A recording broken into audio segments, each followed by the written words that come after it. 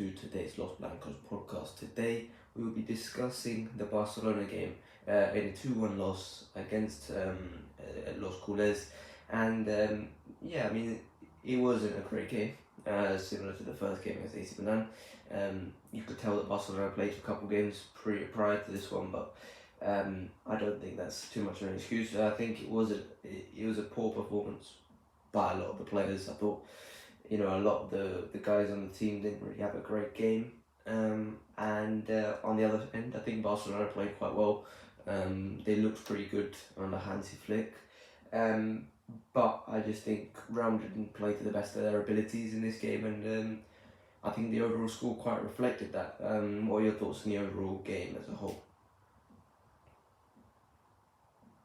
Yeah, I think I share some of your thoughts. I believe that there were some positives for some of the players, some of the younger players, especially, it's a step-by-step thing when it comes to preseason. It's difficult, for players to be at 100%. And for a long time, I believe, ever since like 2017, 2018, Real Madrid preseason has been really slow.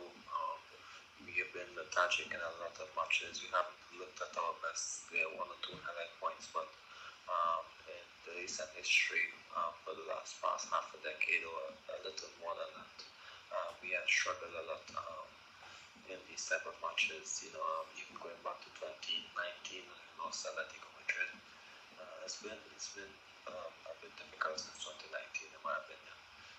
And in these type of matches, I'm not too sure exactly why.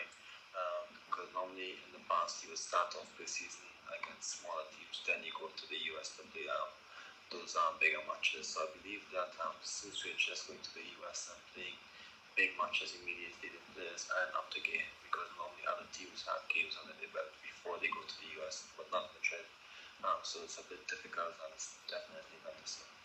Yeah, I think you can see that the players lack motivation in a lot of these cases, and I think overall it reflects in the performance. But let's start with a good performance, because I think he was the only great performer in this game, above an 8 out of 10 performance. I think Arda Güler was pretty damn good throughout this game, and I think it's quite obvious that whatever he did, he always made the right decision. He played at the same level. He looked at a really optimal level going into the season, and so I'm really positive about Arda Güler going into the season compared to the rest of the team. But yeah, Arda Güler looked really damn good, and then obviously the corner is a fantastic corner ball, and we saw many times for Turkey in the Euros. Every time he was on the set pieces, you always felt like there was a chance there. And so going into the season where we obviously lost Toni Kroos, this is the long-term replacement for the set pieces, because now we have a guy who can definitely hit free kicks. He can definitely hit corners, and whenever you've got a corner now, you've got a sudden genuine opportunity. And I know we had quite a few discussions about how Toni Kroos's set piece delivery had declined. I think that definitely, we didn't feel that as much last year or the year before, because we started scoring more goals out of set pieces. But I think Arda Güler's set piece delivery could definitely be an improvement upon Toni Kroos, and I think this could be a potential place where we could score some more goals. So I'm really optimistic about Arda Güler for coming into next season. So yeah, what were your thoughts on Arda's performance? Yeah, with Arda, I believe that he needed this season, especially after what happened last year. Last year was difficult for him. So to bounce back this year, I believe it was not just important for the media and for the fans and for the coaches, but for him as well, because this year it's the year that we're all looking for him to step up. This is the year where he can definitely earn a place as a 12th player. It's difficult for Ancelotti to immediately trust him as a starter because of the work that Trigo and Valverde has done for him, Bellingham as well, Vinicius and Mbappe all ahead of him. So this is a big moment for Arda Güler to be considered like the 12th man, even number 13, but just to be up there with the main players coming off the bench and see if he can squeeze his way into the starting level for some of the important matches. So for him to start the season in good form and excellent condition would be really good. It similar to Marco Asensio in the 16-17 season, when Asensio, when Ronaldo and Bale and Benzema all unavailable, and Asensio stepped up in pre-season, then he started the UEFA Super Cup and scored that amazing goal. So if he can maybe have the impact like Asensio did that season, starting the season due to the top players not being at 100%, and of course earning the trust of the coach that he didn't have at the start of last year, or even in big matches that he played well. I think this is the moment for him to show that.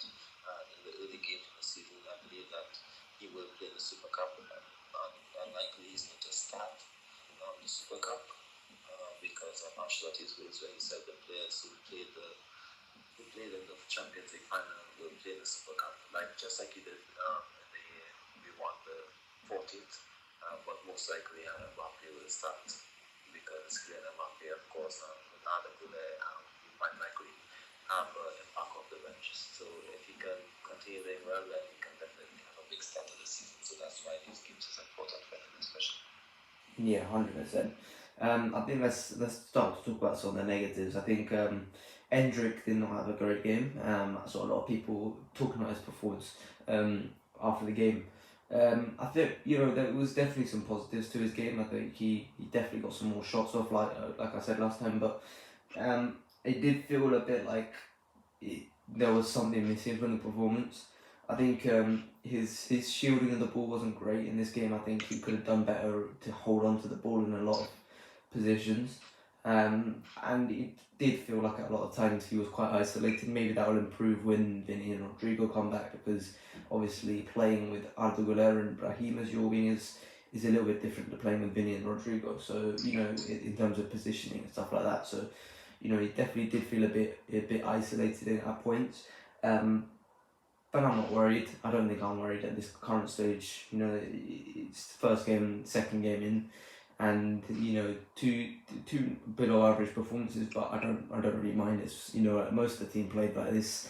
But let's get into the actual season and see what's happening. But yeah, not a great performance by Hendrick, but I don't think it's anything to worry about at this current stage. So what are your thoughts about Hendrick? Yeah, nothing to be concerned about. I believe that he's so young, starting a new season with a new team, playing as the main number 9 in the 4-3-3 system last year, and the last 2 seasons. He's been playing in maybe a double striker most of the time, so it's still a new function for him. Maybe his players closer to him, a bit more, to be effective. So it's a step-by-step thing with Hendrick, similar to Arda Güler last year. The main thing is that I believe that he at this time is 6th in the pecking order for minutes, so it is going to take some time for him to get minutes, especially when all the players are back. But the main thing is that he's fit, he's available, and he's ready to get minutes when possible. It's not a good thing to put a lot of pressure on him now, like the media is doing. You can see the memes and the posts. Of course, most of them might have fans, but I'm sure that most Madrid fans and even the coaches are patient with Hendrick and what they expected of him. Because if this season is a big season for Arda Güler, this is his 2nd season. This is Hendrick's 1st season, so it's going to take some time to acclimatize to the team. 100%. I think it's going to be a difficult one for Hendrick, but I don't mind. I think 18 years old, he's already gone through so much adversity at Palmeiras, where he had that barren spell where he wasn't starting or wasn't scoring at all, and he got through that. I've got no worry about this kid's mentality. I think it's completely fine. One thing I will say though, he needs to stop taking so many media interviews, stuff like that. I think he needs to stop taking so much, bro. He talks too much in the media these days. I don't want him to talk so much. You talk about Arda Güler. I mean, I don't even know what Arda Güler sounds like. Is how his lack of presence in the media. I think Hendrick needs to take a leaf out of that book. But yeah, let's talk about the defense, because I thought it was really poor from the defense in this game. On multiple occasions, Barcelona cut through quite easily. And I think one thing that I really wanted to talk about was the flick on, the second chance opportunity to score a goal. because I think it was the first goal from Pau Victor, where Lewandowski got the nod on, and Pau Victor just tapped it in. I think Real Madrid kind of freeze after the first guy gets attachment onto the ball. This hasn't been a problem in previous years, I don't think, too much. So I don't know if it's just a pre-season thing, but it did feel like a lot of the time when once the first guy makes contact with the ball, that's when the Real Madrid players seem to think that the play ends. I think Militao was really, really bad at this in this game, and I've noticed this since he's come back from injury. His awareness, his defensive awareness, has definitely decreased, which doesn't make sense. You don't tend to do that after an ACL injury. It tends to be your pace, but his pace looks fine. His athleticism looks completely fine. So I'm a bit worried about Eder Militao because I don't know what's going into him. I think he's playing a little bit weird in the fact that he just doesn't look. He looks like a step behind mentally. Maybe he needs to catch up with that, and especially if we're going into this season with Militao as our second choice centre back and realistically, it's first and second, and then a big drop off to third and fourth. If Militao's going to play like this, then we may really suffer. So I'm a bit worried about Militao going into this season, but Rudiger wasn't really great in this one, so you can't really look at this and say you're too worried. But yeah, just a little initial thought about Militao. Yeah, also he's been quite poor. Of course, the defense wasn't that good. Last game, but of course, even last season and he's been quite poor. I remember when Solot smashed 4 passes, he had to be subbed off because maybe could have been 6 goals he would have scored. I'm not still on the pitch, but for me it's a bit concerning because Militao was expected to start the season. One of the key elements of our league win last year and our Champions League win was how stable we was defensively. So Militao starting is really concerning me now. I would love for Germany to come back to his best, so that he can be a rotational option at centre back, which gives Camavinga the opportunity to start other guys like Goulet to get minutes, deeper and Modric to get more minutes. But it's more for the defensive stability because right now it's difficult to trust Militao. In my opinion, of course we would have faith in him that he would get back to his best. But in these matches, of course, he have a lot of lapses. They have a lot of lapses with concentration and anticipation. He seems a bit slower as well, in my opinion. Rudiger has to do a lot of covering. They never really got the opportunity to establish the partnership with players. Of course, starting it again this season. It's going to be another uphill battle, but of course we will have faith in him that we get back to his best because he was our best defender in 2 seasons ago. Of course, the injury will keep him back at this, so we'll have to have faith in him to get back to his best. Maybe Martinez and then 1 or 2 good options, but they're still young, so they will have to require a lot of patience, similar to Martin, who's a defensive midfielder and who get minutes in Germany as a centre back. I was happy with Martin's performance and his aggression in midfield, committed a lot of fouls, interfering players and stability for Barcelona. So that's those cynical fouls and the intelligence that maybe you would miss if you don't have a natural defensive midfielder knowing when to make the fouls and avoid getting a booking. But back to Militao is a bit concerning, but hopefully the other players step up. If he doesn't, I'm really happy with how our young centre backs, Martinez and Ramon did. But it's still remains unclear how many minutes they're going to get this season, if any at all, or how long we'll have to wait. Yeah, I mean, let's move on to the Castilla boys because I think quite a few of them played once again, with most of our main players being out. I think Martinez and Jacob Ramon both played fine. I think Martinez played well. But yeah, like you said, I don't know how many minutes they're going to play this season, so you can't really take any of this for gospel, right? You don't really know what they're going to do this season. I seriously doubt that Martinez is actually going to be a prominent part of the squad, and I seriously doubt that Jacobo Ramon will be a serious part of the squad. So it's just like, will they play? Probably not. So all of this might be for nothing. So we've got to just take it for word that Militao just gets better, and hopefully he does, because it's going to be huge though if he doesn't. But other guys I thought played well from the Castilla boys. I thought Mario Martin in possession looked really good. It's just defensively I've got worries about him, and now he's been promoted to the first team. I think that we can talk about this, but because I just feel like defensively he does seem to let the game get past him. He tends to be quite lax in defensively, and you saw Modric last game shouting at him for not covering and stuff like that. It does feel like defensively, for a defensive midfielder, he's not really the smartest. But in possession, like I said, he's completely fine, and I'm fine with him starting in terms of that. But yeah, I'm a bit worried about him defensively. And then Nico Paz obviously scored the goal. Really good header from him, off the goal corner. Yeah, I'm happy with Nico Paz, but obviously he's now seriously considering leaving, and I hope he does, because he's not going to get the minutes here. So you might as well leave. Am I missing anyone else? Obrador as well. Obrador I thought played well, and especially with Fran Garcia's worries in these first two games. I thought Fran Garcia looked pretty bad in these first two games.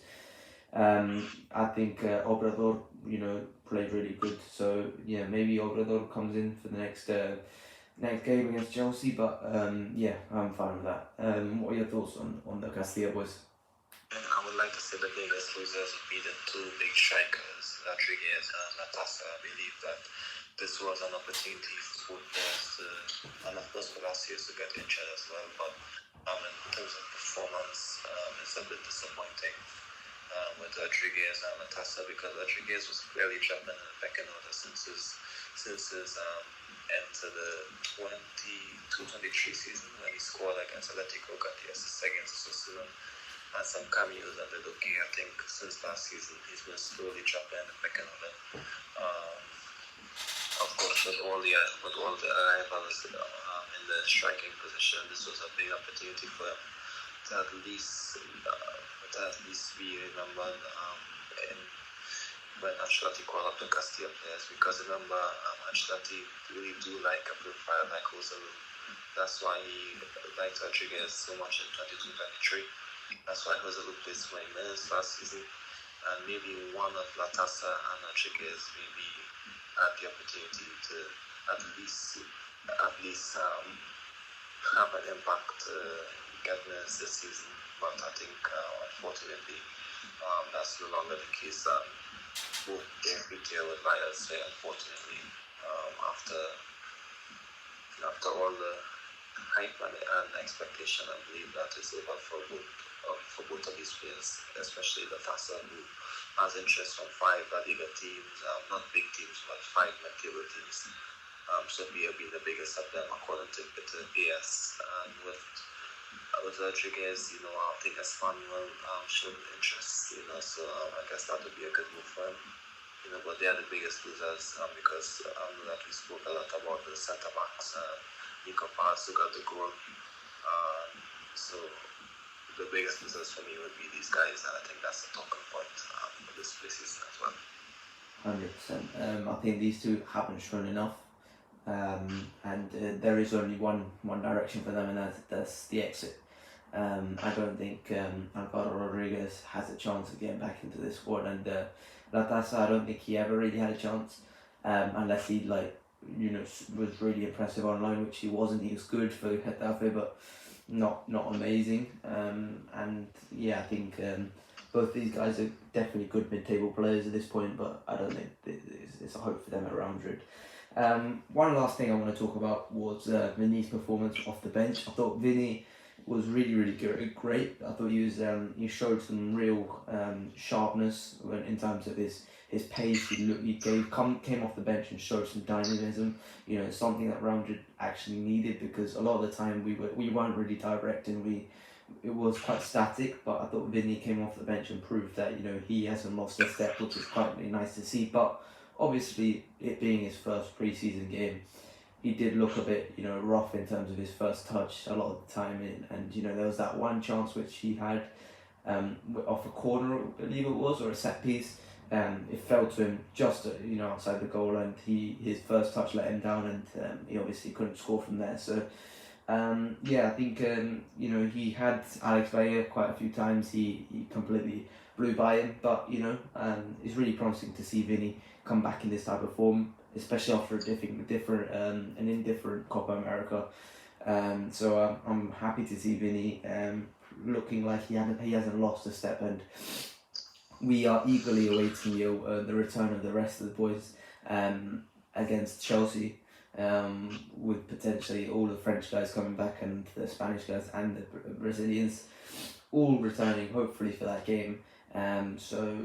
Hopefully Bellingham takes his time as well, because I think Bellingham might need a little bit more rest than the rest of the guys. But I'm excited to see hopefully all of them come back for that Chelsea game, and then obviously the Atalanta game as well. So I thought Vinny was great. Hopefully to see the rest of them against Chelsea, and hopefully we come across a more complete performance, one in which that doesn't give us so much scares, because this wasn't a great game against Barcelona. But what were your thoughts on Vinny's performance? Yeah, I share your same thoughts. Good moments. Good spark off the bench, some loose touches. Not at 100%. I would say maybe at 65%.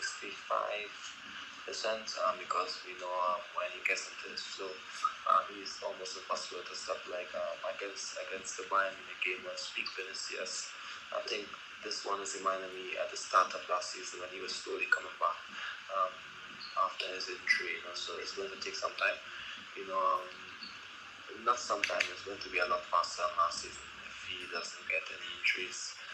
So I guess maybe against Chelsea he's going to have one last game before he can get back close to his best for the final, for the Super Cup final. Well, it's one game, so the Super Cup against Atalanta. But I'm happy with what I saw. I saw enough for us to be convinced he's going to start the season in good form. Yeah, and congrats to Barcelona for their pre-season trophy of beating Real Madrid. I know a lot of them are absolutely delighted with that one, because it reflects what happened last year as well, with an unknown player like Fermin Lopez, Pau Victor, scoring 2 goals and beating Real Madrid. Hopefully we reflect that in the actual season, and we win 3 games out of 3. Maybe that's what happens this season. So Barcelona, enjoy this victory. I know a lot of them are satisfied because Hansi Flick's first El Clasico, but it was guaranteed that we're going to win. They always win this game pre-season against Real Madrid. I don't really care too much, but I know a lot of them do. So 100% happy for them. But that is it for today. We will be back with the Chelsea review, but that is it for today. I hope you guys have enjoyed. Please like and subscribe, and I'll see you guys later. Bye bye.